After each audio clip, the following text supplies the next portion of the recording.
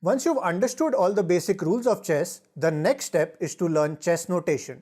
You might ask, why is this so important? Well, if you want to play a chess tournament over the board, or even if you're just a player learning the game, you need to know how to record your games. Algebraic chess notation is an official method recognized by FIDE for recording and describing the moves in a game of chess. This is what we generally call the language of chess, and this is how we read, write, and talk about chess. So let's start with the absolute basics. Look, each column on the chessboard is called a file and each row is called a rank. Every file on the chessboard is given a letter starting with the letter A on the left side of the board and going all the way to the letter H on the right side of the board. Each rank is assigned a number from 1 to 8, just like you see here. Remember, at the start of a chess game, all the white pieces are placed on ranks 1 and 2, and all the black pieces are placed on ranks 7 and 8. Based on this concept of files and ranks, every square on the chessboard is assigned a unique name and identity. Each square is simply named after its coordinate pair, which means this square on the lower left-hand corner is known as A1. We identify it simply by putting together the file letter and rank number. Similarly, this square is called D6 since it belongs to the D file and the 6th rank. This square, for example, will be called F7, and this one is H8. In this way, we can easily assign a name to all these 64 squares on the chessboard. Now let's see how we can notate all the chess pieces. It's actually quite straightforward. We just need to use the first letter of each piece to describe that piece in chess, which means the king's letter is a capital K, the queen is a capital Q, the rook is a capital R, the bishop a capital B. The knight, however, is a little different. Since the letter K is already reserved for the king, therefore for the knight we use the letter N. Now finally, you may think that pawns would be represented by a capital P, but for the pawns we don't use any such letters, so keep that in mind. Now that you know the names of the squares and the notation of the pieces, it's time to learn the notation of actual moves in a chess game. To write a move, we simply combine the notation of the piece with the notation of the square it moves to. Remember, you only need to mention the square where the piece moves to and not the square where it was originally. Let's take an example. In this game, when white plays this as the first move, then we will write it as N F3. The capital N is for the knight and F3 is the square where this knight moves to. Another thing to remember is that a piece is always written in uppercase, whereas the letter of the square is always in lowercase. Now say, for example, black plays this move, then how will we write this? Yes, it will be written as D5. As I mentioned earlier, there is no letter for the pawn. And since the square it moves to is on the D file and 5th rank, therefore we write this move as D5 only. Similarly, this move will be written as NC3, which means knight has moved to C3. And this one will be written as BF5, which means the bishop has moved to the F5 square. As you can see, for every move, we first write down white's move followed by black's move. We keep doing this till the end of the game, and this is how we can record all the moves in a game of chess. Okay, now let's talk about some special symbols that we use in chess notation. Look, we have different symbols for captures, pawn promotion, checks, and checkmate. Let's look at them one by one. To show a piece capture, we use a small X symbol between the piece and the square.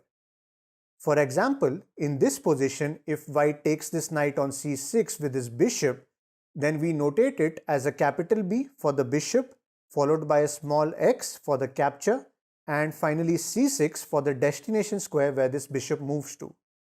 Similarly, if this black pawn captures this knight, then we will write it as F, which means we are talking about this pawn on the F file, then a small x for the capture, followed by E3, the destination square, which ultimately means that the F pawn captured on E3. Okay, now let's talk about pawn promotion. When a pawn moves to the last rank and promotes itself, we generally use the symbol of is equal to, and after that we indicate the symbol of the piece it is promoted to. Say for example, in this position, if white moves this pawn from E7 to E8 and promotes to a queen, then we write it as e8 is equal to q. Similarly, if this black pawn captures this bishop on d1 and promotes to a knight, then we will write it as e cross d1 is equal to n. I think you got the point. Alright, now let's look at the symbol for a check. For a move that places the opponent's king in check, we generally use this plus symbol at the end. Here's an example. In this position, if white checks the black king with his rook, then we can simply write it as r for the rook, followed by a8, followed by this plus sign which signifies a check. Now in this same position, if white takes this pawn with his queen, then we can simply write it down as q for the queen, followed by a small x for the capture, followed by c5 for the destination square, followed by the plus sign for the check. So that's queen takes on c5 with a check. Okay, now let's talk about a checkmate. A checkmate is represented by the hash symbol just like this. For example, in this game, when this rook takes this knight on h4, it's a checkmate. Therefore, we will write it as r for the rook, followed by a small x for the capture, followed by h4, which is the destination square, followed by this hash symbol, which means it is a mate. Now let's move on to some special moves like castling and en passant. If you're not aware of these rules, then again I would recommend you watch my how to play chess video by clicking on this I button above. Let's talk about castling first. For kingside castling, which is the short castle, we use the special notation 0-0 or O-O, however you want to say it. On the other hand, for queenside castling, which is the long castle, we use the special notation 0-0-0 or the 3 O's. It's quite straightforward. Now let's look at en passant. In this position, if black plays pawn to f5, then white has the right to capture this pawn en passant. Therefore, when white takes this pawn, we will go by the same logic as we discussed earlier.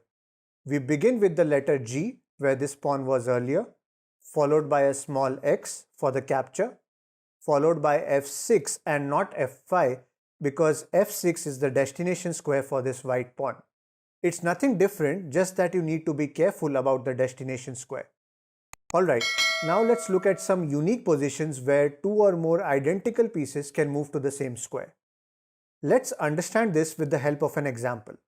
In this position, it's white's turn, and say for example he wants to move this knight to e4. Generally, you would simply notate this move as ne4, but the problem is that even this knight could move to the e4 square. So if we write just ne4, then how will you identify which knight has moved to e4? Well, in such situations where two or more identical pieces can move to the same square, we need to specify either the file, rank, or even both after the notation of the piece. In this case, both these knights are on different files. This knight is on the C file and this knight is on the G file. Therefore, when this knight moves to e4, we will notate this move as N for the knight, C for the C file where this knight was, followed by e4, which signifies that the knight on the C file has moved to e4 and not this one. Let's take another example. Now let's say black wants to capture this a6 pawn with this a3 rook. How will you notate this move? You cannot use this a here since both these rooks are on the a file. In this case, since the files of both the pieces are same, you will now need to check the ranks. This rook is on the 3rd rank and this one is on the 8th. Since both these rooks are on different ranks, we will use the notation of the rank. Therefore, we will notate this move as R for the rook, followed by 3 for the 3rd rank where this rook originally was, followed by X for the capture, followed by A6, which is the destination square. In summary, for such situations, you need to check in the following order of preference. First, you will check the files of both the pieces. If they are different, then you simply use the file name. If the files are the same, like you see here, then you need to check the ranks of both the pieces. If they are different, then you will use the rank number. And in some rare cases where both the file and rank are not sufficient individually to identify the piece, then you need to use both the file and rank in the notation. Here's a unique example. White has these 3 queens because of multiple pawn promotions. In this position, it is White's turn and he wants to capture this knight with this h4 queen. So we start with Q for the queen. Now we cannot use H since this queen is on the H file. We cannot use 4 either since this queen is also on the 4th rank. Therefore, we will have to specifically use H4 to identify this queen. After this, we use X for the capture, followed by E1, which is the destination square, followed by this hash because it is also a checkmate. This is one of the most complicated examples you will see when it comes to chess notation. Now that you've learnt all this, here's a quick test for you all. How will you notate this move by White? Let me know the correct chess notation in the comment section below.